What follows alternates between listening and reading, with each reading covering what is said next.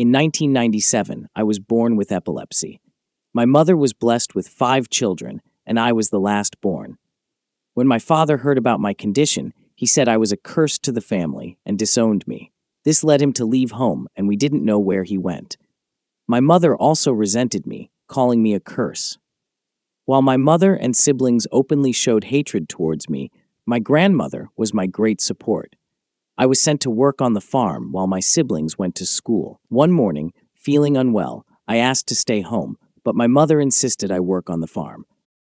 I heard her calling me names, and then there was a knock at the door. A familiar voice outside scolded me, and I responded, asking why.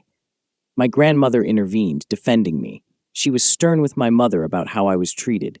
She took me to the hospital, and from then on, I lived with her in another village. When I was 8, my grandmother enrolled me in school, despite the hardships of village life. I worked hard to support my grandmother, and when I finished primary school, I continued to study, even though she couldn't afford it. My teachers appreciated my efforts, and the thought of being hated by my mother faded. When my grandmother fell ill, I took care of her. One day, she told me she wanted to find me a husband. I resisted because I wanted to stay with her, but she insisted, saying it was for my future. She took me to the city to work. I was welcomed by an older woman who showed me where I would stay. I was surprised to see that the houses weren't as grand as I had heard.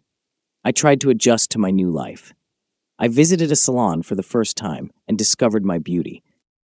When I tried to explain to Mama Fatuma about my situation, she slapped me and said I'd have to sell myself. I refused to do so and rejected the clothes she wanted me to wear. Naira, a girl close to my age, encouraged me. We tried to plan how to escape the situation but failed. Life was tough and I felt trapped.